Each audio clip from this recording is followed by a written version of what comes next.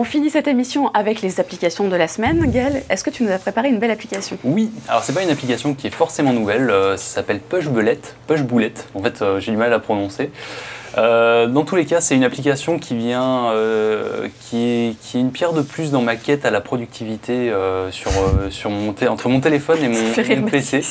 C'est-à-dire que je cherche toujours un bon logiciel qui me permette de ne pas avoir à switcher en permanence entre mon écran de PC et mon écran de smartphone, notamment pour tester les choses. Donc j'avais parlé de AirDroid il y a quelques temps dans Androtech. Le principe ici, c'est que Pushbullet s'installe sur Chrome, sur Windows, sur n'importe quel appareil et sur un smartphone. Et il permet en fait d'envoyer à la fois en un clic des liens, des images, des listes, n'importe quoi, du texte, des documents, entre tous les différents appareils qu'on a. Un clic suffit, on a une liste après, on peut envoyer à des amis, à divers appareils, à des listes d'amis, tout ce qu'on veut en fait en un seul clic. Pushbullet va en fait même un peu plus loin et c'est pour ça que j'en parle parce que l'application est mise à jour en ce moment presque toutes les 2 semaines. Il y a un mois, on pouvait envoyer des textos depuis Pushbullet. Là, aujourd'hui, on peut répondre aux textos, on peut avoir des notifications de son téléphone qui apparaissent sur Chrome ou sur son PC. L'application est de mieux en mieux, elle est très légère et elle est, à mon goût, presque parfaite pour qui veut un logiciel de continuité entre son téléphone et son PC. Pour papoter toute la journée en ayant l'air de travailler. Exactement. C'est très pratique, c'est gratuit? C'est gratuit. Et il n'y a pas d'achat in-app, il n'y a rien. Je ne sais pas trop comment vit le développeur en fait actuellement. Il est dans une grotte. Mais c'est vraiment très très bien. Même l'interface, c'est très joli en plus. Ok, bon bah parfait. Baptiste, est-ce que c'est aussi sérieux ton application? Quelque part, oui. C'est une application, c'est un jeu qui a été un jeu application. Alors comment s'appelle-t-il? Ça s'appelle Hacked. Ça a été développé par des développeurs qu'on a rencontrés à la DroidCon. Qu'on a rencontré à la DroidCon. 2 Français expatriés à San Francisco. À San Francisco, voilà, qui ont créé cette application en 4 mois et qui ont parlé du développement de cette application dans leur talk à la DroidCon. Et l'application, alors, elle s'adresse tout d'abord à des développeurs qui aiment développer et produire du code. Il y a une petite histoire qui était marrante en fait. Tu sais, quand il a pensé à son jeu. Il a dit, en gros, je suis dans le train et ça me frustre de ne pas pouvoir développer. Voilà, c'est ça. Et c'est un peu l'idée. On a donc du coup, on a des épreuves. On a d'un côté le résultat que notre code doit fournir et on doit coder sur le mobile un petit programme qui va exécuter à partir de l'entrée et qui va donner le résultat voulu.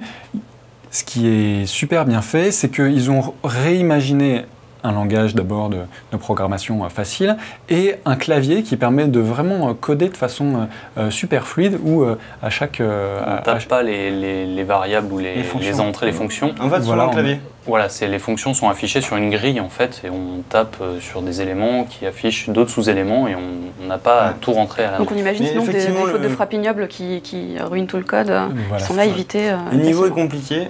Moi j'ai réussi le premier niveau, mais honnêtement... C'est vraiment la question. Si moi je sais pas coder, je connais rien, j'oublie complètement le jeu. Par contre, ils sont en train de penser à une version débutant. Voilà, c'est vraiment... c'est pas non plus pour des développeurs extrêmement expérimentés, mais c'est des espèces de petits casse-têtes pour tous ceux qui aiment développer. Et comment y accède-t-on à ce jeu? Alors, aujourd'hui, ce n'est pas disponible sur le Play Store. Ça le sera vraiment très, très prochainement. C'est en bêta privée. On y accède par l'article Frandroid. Et on s'inscrit à la bêta. Et après, en fait, ils sont en train de valider à la main 40 par 40. Et a priori, il y a déjà 11 000 personnes qui participent à la bêta. Ce qui est pas mal du tout pour une application qui cible une niche et, qui sort comme ça de manière assez discrète. Est-ce que c'est destiné à un marché aussi restreint, ton application? Non. C'est quoi? Je sais pas, mais moi j'en avais marre de voir les gens gueuler quand vous voyez des vidéos sur YouTube qui sont filmées au format portrait.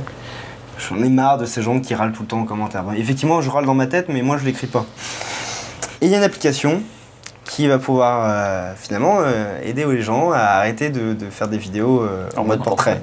Ils pourront toujours tenir en mode portrait leur téléphone, mais la vidéo, elle sera un format qui est adapté aux écrans. Format paysage. Voilà. Alors comment s'appelle-t-elle? Ça s'appelle Horizon, et je vais vous montrer en direct ce que ça donne. Regardez, je filme Baptiste. et disons que je suis un peu la tremblote, je suis sur un bateau, va finalement utiliser l'accéléromètre du téléphone pour pouvoir toujours garder une image qui est droite en fait. Donc là, je peux aller même jusqu'à avoir une vidéo en mode portrait et avoir Baptiste qui s'affiche en mode paysage. Donc c'est à la fois un stabilisateur et un retourneur d'image. Ouais, voilà, on peut filmer dans n'importe quel sens et l'image sera toujours correcte. Donc pas mal pour pouvoir publier ces vidéos sur les plateformes type YouTube ou sur les réseaux sociaux pour que ça s'affiche en plein écran finalement. Quand on est à l'extérieur, on galère un peu à filmer, on donne le téléphone dans les mains de sa maman, on lui dit est-ce que tu peux nous filmer et elle fait comment je tiens le téléphone? Voilà, non, on lui dit rien. Ça marche tout de suite. Et voilà. Et donc elle est gratuite, mais il y a de la chaîne app pour pouvoir activer quelques options, dont une meilleure définition des vidéos. D'ailleurs, on peut se poser la question, c'est que la vidéo filmée en portrait, effectivement, elle n'est pas au format 1080p ou 4K. On perd un peu de qualité. On perd en qualité. Mais ça reste un format mobile. Du coup, c'est quand même suffisant pour partager la vidéo à ses grands-parents. Voilà. Ok, on note pour nos grands-parents.